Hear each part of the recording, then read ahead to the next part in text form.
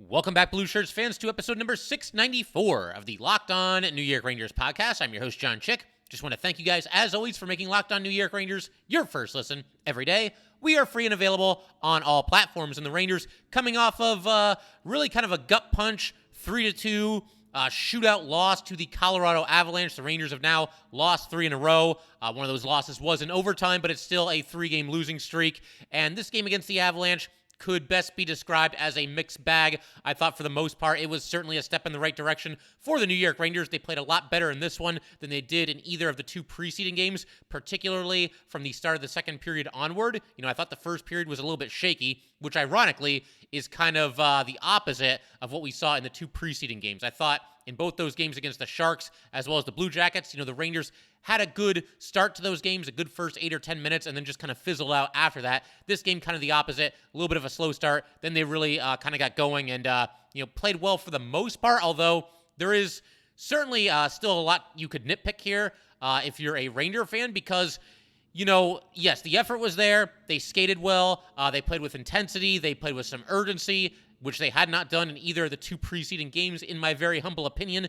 But there were just still too many incidents where they were just kind of shooting themselves in the foot, unforced errors, quote unquote, for the New York Rangers in this game. And we're going to break down some of those. I can't go a second further without giving a shout out to both goalies, Igor Shesterkin and Alex Georgiev, a matchup that I know a lot of people were intrigued to see play out, and neither one of those guys disappointed. They were absolutely fantastic. We're going to break down their performances. Also going to look at a couple of highlight reel goals from the New York Rangers. Going to talk about a strange rule that I think the NHL should probably address sooner rather than later. There was a decision made by Gerard Gallant that I did not agree with, that I will get into a little bit later in this episode as well. Talk about the shootout. Gonna talk about everything, for the most part in today's episode, or as much as we can in 30 minutes or less. But yeah, for the most part, in a nutshell, I would say that this game was a step in the right direction, but still not as good as the Rangers can play, and still not a complete 60. So we're going to talk about all that. We're also going to talk about Igor Shesterkin's gaffe. I forgot to mention that. But yeah, for the most part, overall, again, a solid night for the New York Rangers, and you just hope that it leads to a win against the Islanders tonight. I did want to also mention a couple of lineup changes. Jimmy Vesey back into the lineup with Philip Hedl now out of the lineup. Hedl going to miss, they said, at least 4 games, so 1 down, 3 to go as far as Philip Hedl's absence.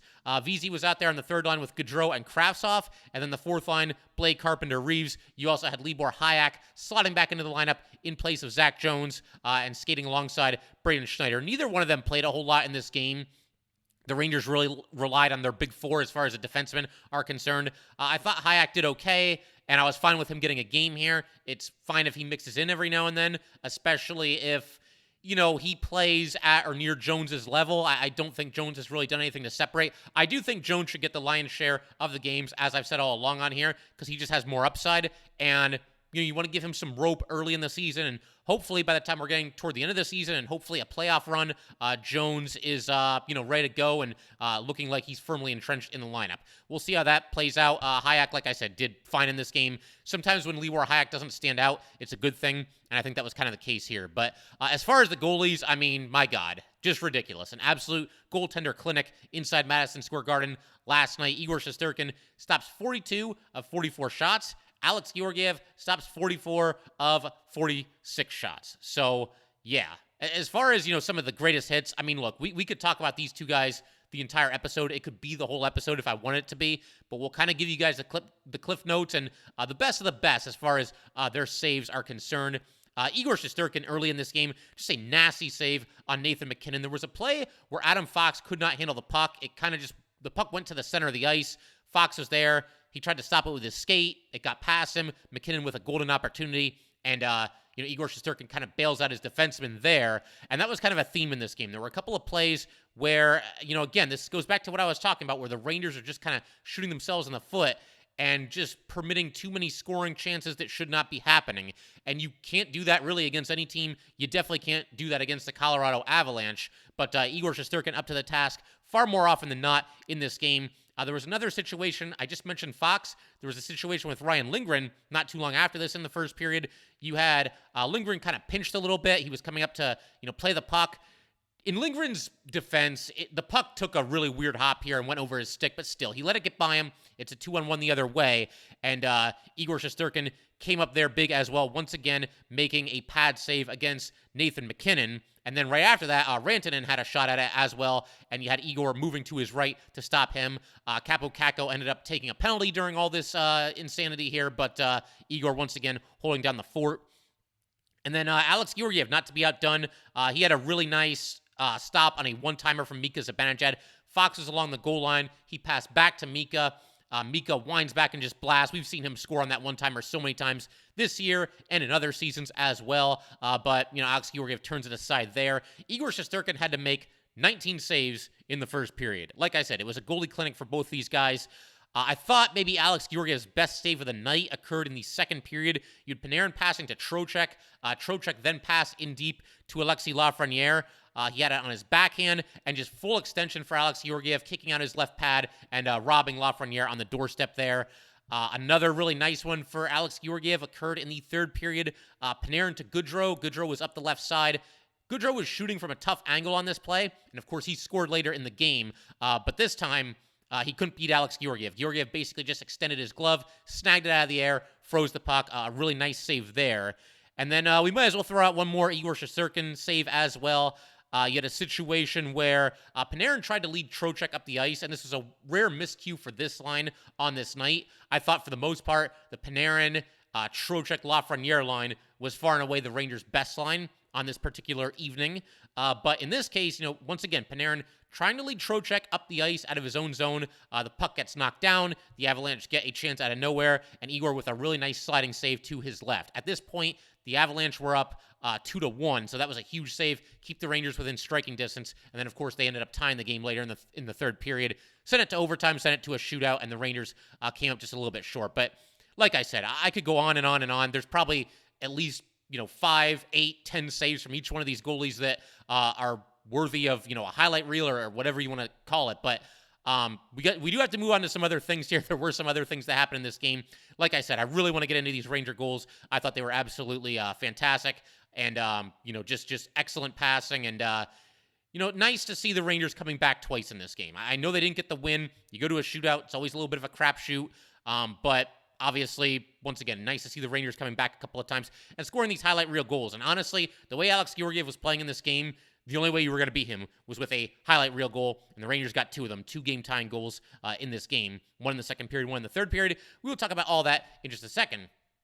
But first, just got to let everybody know, today's episode of Locked On New York Rangers is brought to you by Athletic Greens. I started taking AG1 because I wanted a supplement that actually tastes great, and I wanted to see what all the hype was about. Now I've been on it for about 6 months, and I love it. It doesn't taste like it's super healthy, has kind of a mild tropical taste that I actually look forward to each morning.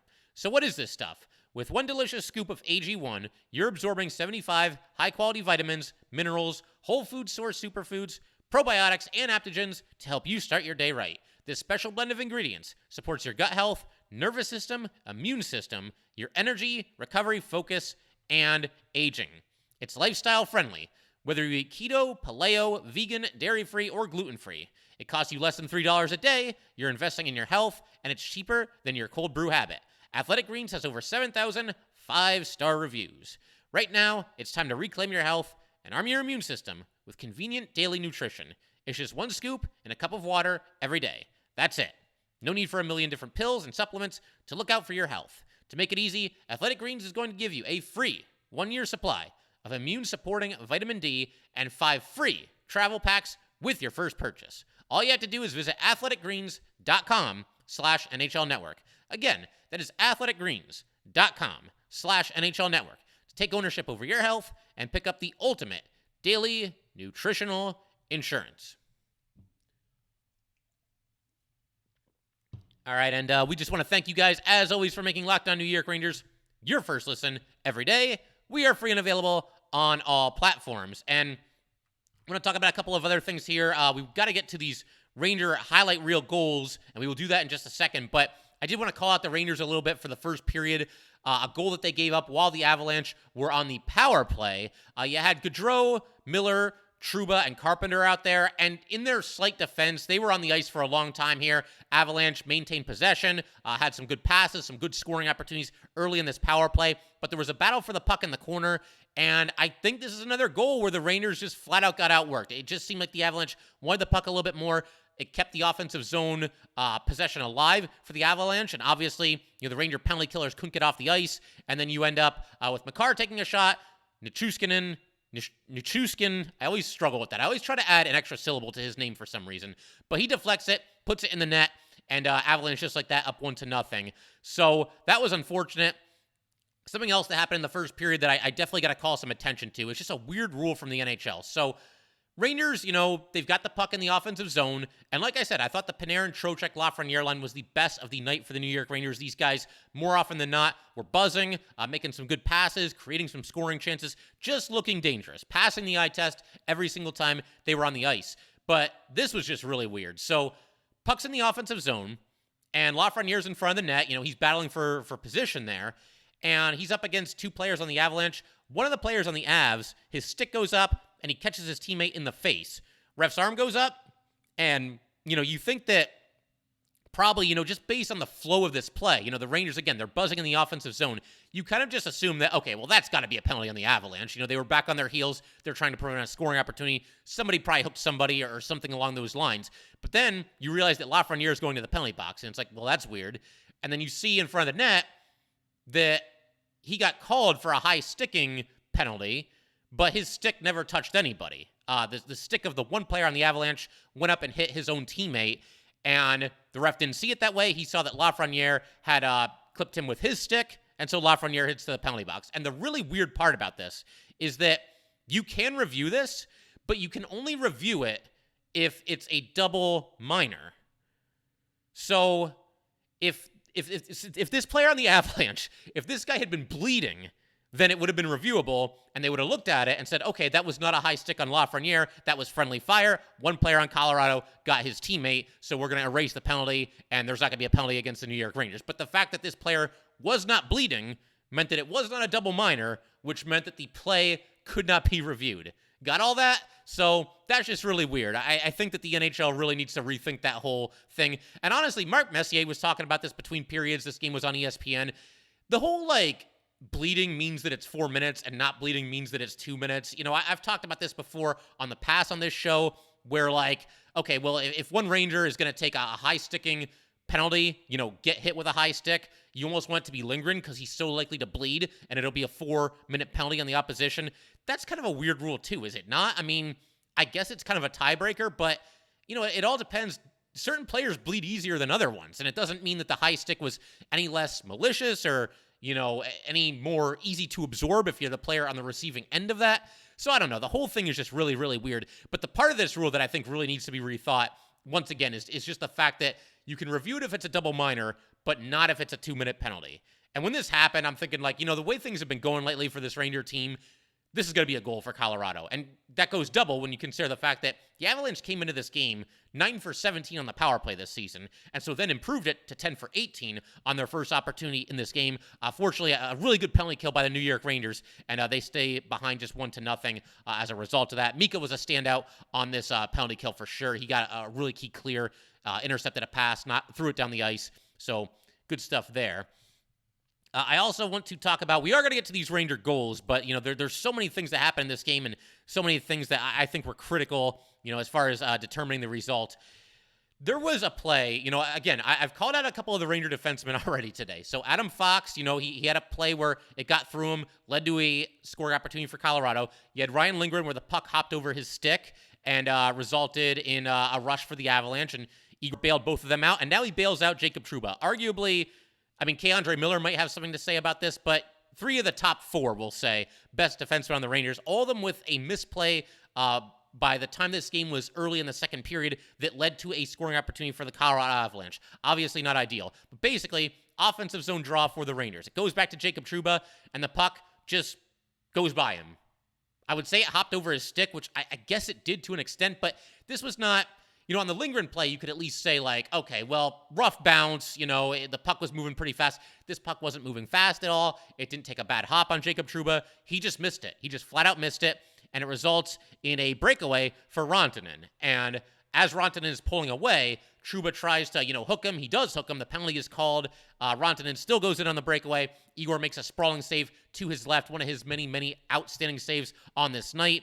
But it does put Colorado back on the power play. A nice job by the Ranger penalty killers. Schneider and Carpenter were standouts on this penalty kill, I thought, for the Rangers. Mikko once again intercepting a pass, clearing it down the ice at the very end of this man advantage. But man, we're early in the second period here, and we've had 3 misplays by 3 of our best defensemen, Fox, Lindgren, and Trouba. They all lead to scoring chances for the Avalanche, and Igor Shesterkin bails them out on every single one of them. So, yeah, not ideal. Again, it was a better performance and a better effort for this Ranger team, but there's still too many of these plays where just the shoot yourself in the foot kind of moments, and kind of a byproduct of that, the over-reliance on Igor Shesterkin. And what's really ironic is that Igor Shesterkin spent a good chunk of his night here, bailing out his teammates, but then he couldn't bail himself out a little bit later in this game when he actually had a bit of a miscue. Not a bit of a miscue, a big miscue. And we're going to get to all that, as well as the Ranger goals in just a second here. Okay, so with no further ado, let's look at these Ranger goals. There were a lot of positives coming out of this game as well. And I said coming into it that, if the Rangers won this game in any fashion, you're going to feel good about it as a Ranger fan because you're playing the defending Stanley Cup champions and you're coming off of 2 very disappointing losses. So a win of any kind would have been nice. Unfortunately, they lose in the shootout. But again, there were a lot of positives, including, a couple of highlight reel goals here that were just awesome. Just a joy to watch these plays develop. Barclay Goodrow. So I said, we did a crossover with Chris and Kyle of Locked On Colorado Avalanche. I wanted to throw out a little bit of a bold prediction. You keep making enough predictions, eventually you're going to get a couple of them right. But I said that, Barclay Goodrow would score a goal in this game. I just feel like Goodrow is one of those players, not an offensive juggernaut, but just does a lot of the blue-collar work for the Rangers. One of those guys that's going to pick you up from time to time when you need him to. He might do this by, blocking a shot with his face or, just some good defensive work, some good work on the penalty kill, a key face-off win in a big spot, and in this case, some offense as well. So we got to break down this goal here. But for starters, you actually had a situation where the Rangers had a 2-on-1 just before this goal happened. I get Carpenter and Blay going in on a 2-on-1, saucer pass from Carpenter to Blay, and Blay unfortunately was not able to handle it. Puck went into the corner, and the Avalanche got it out. But then the Rangers went right back in. The Avalanche took a shot, went wide of the net. Sammy Blay picks up the puck at his own blue line, and he's kind of along the boards on the left side there, starts heading through the neutral zone. He turns toward the center of the ice to his right as he's kind of approaching the offensive zone and leaves a really nice behind-the-back drop pass for Barclay Goodrow. Goodrow carries the puck over the blue line. Now Goodrow is on the left side, and then he passes back to Sammy Blay. And at this point, Sammy Blay's kind of in the center of the ice. He dishes in deep to his right to Jacob Trouba. Trouba with a beautiful one-touch pass back across the top of the goal crease to Barclay Goodrow. Goodrow's running out of room here, running out of real estate, and dealing with a goalie that was on fire in Alex Georgiev. But he still finds a way to just make a great shot. It was in deep, and it wasn't like a long shot from far away, but such a sharp angle here. He scores regardless, and a big goal from Barclay Goodrow, getting the Rangers going there, and, tying the score at 1-1. And, I figure I do want to kind of go in order here, but I want to backtrack for just a second because there was a play with Chris Kreider a little bit earlier before this goal happened. The Rangers had started to play better in the second period. Rangers were on the power play, and it looked like Kreider, the puck was in deep to him. He went for the tip-in goal, and he put his arms up thinking that he had scored. Unfortunately, Kreider had not scored, and, the puck was still laying there, and Georgiev kind of fell back on top of it and froze the puck. Kreider is just snake-bitten right now. And I thought this was another game where he didn't really play that great. There's too many games right now where you're just not noticing Chris Kreider. And it's kind of going back to what Kreider was before this most recent season. I said the other day on this show, and I do maintain this, and you can throw this play on top of the pile here, I do think Chris Kreider has had terrible luck so far this season when it comes to scoring goals. Hit the post a couple of times. He's been robbed by the goalie a couple of times, including this one. And, again, I think that, if you take all of his scoring chances and compare them to the other players on the New York Ranger team, he's been robbed and had more bad luck than probably everybody else combined. But I don't know. He's putting his arms up in the air here, and the play's still going. dude, like, just try to finish the play. If the puck goes in the net, the ref will point, and, the goal horn will go off, and everybody will start cheering. I mean, everybody was cheering, but kind of not the best thing ever here that Kreider was kind of celebrating before the puck went in. And he's probably starting to get frustrated, but, you just got to stay with it. He's got to stay with it, and hopefully, the goals will start coming this year like they did last year for Chris Kreider. But I talked about the Goodrow goal. Also going to talk about the miscue by Igor Shesterkin here, because this happened in the third period. The Rangers at this point are tied 1-1 with the Avalanche. And, the Rangers are on the power play. The power play carried over from the second period into the third period. And the Rangers look good. The first 30 seconds or so in the third period here, they're creating some chances. They're still on the man advantage. Once again, the carryover from the second period there. But then you've got a play where Igor, comes way out of his crease to the right side along the boards to play the puck. He hesitates, has the puck stolen, and it leads to a shorthanded goal for the Avalanche. It was Cogliano who took the puck away from Igor, got it to the center of the ice, and O'Connor scored. Igor was able to kind of scramble back into his net, but obviously at that point, he's just kind of flailing and trying to get in position, and it was easy pickings for the Avalanche, and a rare bad puck handling by Igor Shesterkin. So really unfortunate to see that. Igor was otherwise phenomenal in this game, but again, just another example of the Rangers shooting themselves in the foot. And I was so mad after this goal went in. Not even really that mad at Igor himself, although he'll be the first one to tell you that he messed up on this play. Just mad because you felt the tide turning in this game. The Rangers tied the game in the second period. The second period was the best period that they had played in some time, all of these most recent 3 games combined. And then it goes into the third period, and the Rangers are looking good. They're still on the power play. They're getting some scoring opportunities in the first 30 seconds of the third period. And then another mistake, and just like that, the Avalanche score. I was so mad after this goal. It's probably as mad as I've been so far with any play that the Rangers have made to start the season. What I did love about this, though, is that the Rangers did not let it bother them. They kept going, and I love the self-awareness here, knowing that Igor Shesterkin has bailed us out so many times over the past few years here, and specifically in this game here tonight, that we owe him one. We got to keep going. They didn't let it bother them, like I said, and they eventually tied this game. It took some time, but with just under 6 minutes to go, Adam Fox hits the equalizer for the Rangers. And we got to break down this goal as well, because this was just as good as the first one for the Rangers. Just an awesome rush into the zone by the Blue Shirts, just exploding up the ice. There was a situation here, first of all, where Nathan MacKinnon had the puck. He was kind of dancing with it in the Ranger zone. Fox pretty much just said enough of all that. He just charges MacKinnon, knocks him down to the ice, picks up the puck along the right boards. He goes flying through the neutral zone up the right side, and then he passes back to Chris Kreider. Now, Kreider does get a secondary assist on this play. I know that I said that he wasn't all that visible, and I still stand by that, but at least he gets a point here. But anyway, Kreider picks up the puck, passes to his left to Jimmy Vesey. Vesey moves in toward the net, and I think everybody, including Georgiev, thought he was going to shoot. Instead, Vesey passes in deep and to his right to Adam Fox. By this point, Fox had moved from the boards to the net, and Fox is there, and he tips it into the net, ties the game at 2-2. The Harvard connection, the Ivy League connection, whatever you want to call it, Vesey to Fox, making it happen here. Fox's instincts are just off the charts here. To charge Nathan MacKinnon, knock him down, move the puck up the ice, and then find Kreider trailing him, and then immediately move toward the net. I mean, almost thinking like 2 or 3 moves ahead in a chess game here. That's what Adam Fox is doing on this play, and then finishing from the doorstep, scoring a big goal for the New York Rangers. Something that kind of gets lost in the shuffle on this play, though, that I want to call some attention to is Vitaly Kravtsov. Now, Kravtsov did not touch the puck on this play, but if you watch everything develop here, Fox, once he knocks MacKinnon to the ice and picked up the puck, Kravtsov was moving up the center of the ice like he was shot out of a cannon, just flying up the ice. And if you watch this replay, go back and watch this goal again. Kravtsov kind of made this whole thing happen because he's going hard to the net, looking for a pass from Fox. And there's 2 players on Colorado who were just scrambling to try to catch up with him and try to take him out of the play and try to deny the pass. And another really nice play by Adam Fox there. Again, the chess player, understanding not to force a pass to Kravtsov that was not there, even though Kravtsov was in the center of the ice.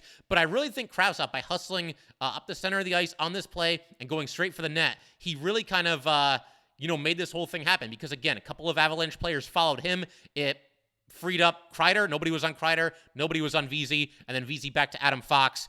Colorado was in complete scramble mode here, and it was caused due, at least in part, to Krasov's hustle. Once again, just flying up the center of the ice and trying to get in position for a pass there. So Krasov, the Rangers do need more out of him, but kind of an unofficial assist on this play and something that you could easily miss, I think, because I missed it the first time myself, honestly. I watched this goal happen last night. I didn't notice until I watched the goal happen again this morning, but I do think Krasov had a hand in this goal, assist or no assist.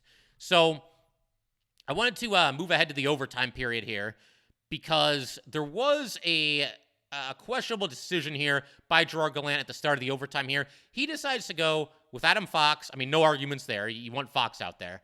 But he also goes with Chris Kreider and Mika Zibanejad.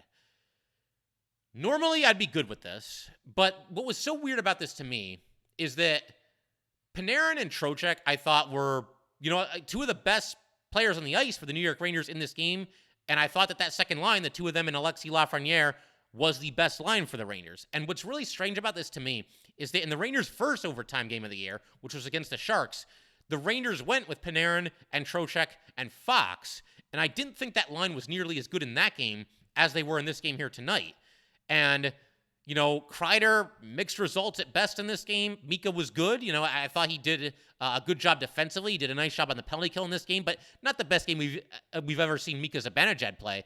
So I'm just watching this, and I'm thinking, man, how are we not starting this overtime with Panarin and Trocheck? I mean, they might, and Trocheck, probably the best Ranger faceoff guy that they have, and, certainly somebody that you would want out there to win the opening faceoff in overtime, because that's huge. If you lose that opening faceoff in overtime, there's a decent chance you're not even going to touch the puck in the overtime, because there's so much open ice, possession such a key part of overtime, and you want to win that opening draw. Mika lost it.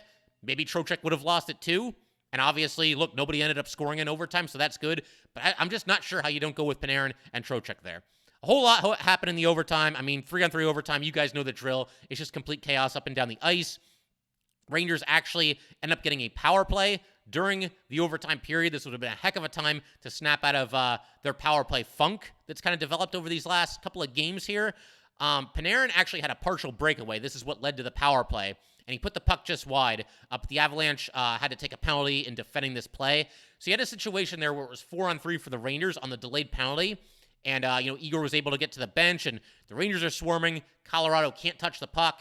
Their skaters out there, they hadn't been able to get off the ice in a while. They are dead. They can't even move. And this is where I really thought that the game-winning goal was going to happen. Eventually, the Avalanche get a play stoppage, and the Rangers get the power play. They're not able to score. And, look, I understand on power plays, most of them are going to be unsuccessful. That's just the nature of the beast. Most power plays do not result in a goal. But, man, the Rangers have to find a way to score here. It's 4-on-3. There's so much extra ice out there.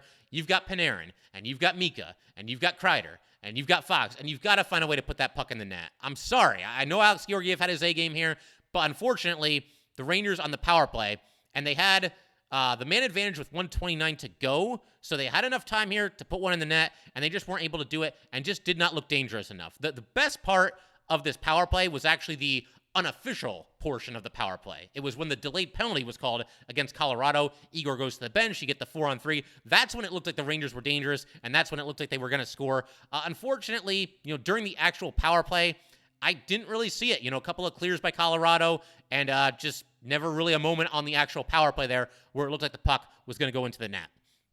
So then we go to the shootout, and, there's mixed feelings on the shootout. I get that. I still prefer this over ties. But I got to say here, I got to call out the Rangers at least a little bit. They're shooters in this shootout here. So, first of all, you're up against Alex Georgiev. We know as Ranger fans, his biggest Achilles heel when he was here was he's kind of a mess on breakaways and not good in the shootout either. I mean, those two things kind of go hand in hand. And the Rangers, they're shooters in this. They went Kakko, they went Mika, they went Panarin, and they went Lafreniere. Panarin was the only one to score, just a highlight reel goal there. Panarin just so lethal in the shootouts. But Kakko, Mika, and Lafreniere, they just didn't really do anything. Like, they just kind of skated in and took a shot. No real moves, no good dekes, nothing like, kind of in their back pocket here that they went to try. And in defense of Mika, he was shaken up at the end of regulation, so I'm not sure. Maybe he was still hurting from that. But yeah, I don't know.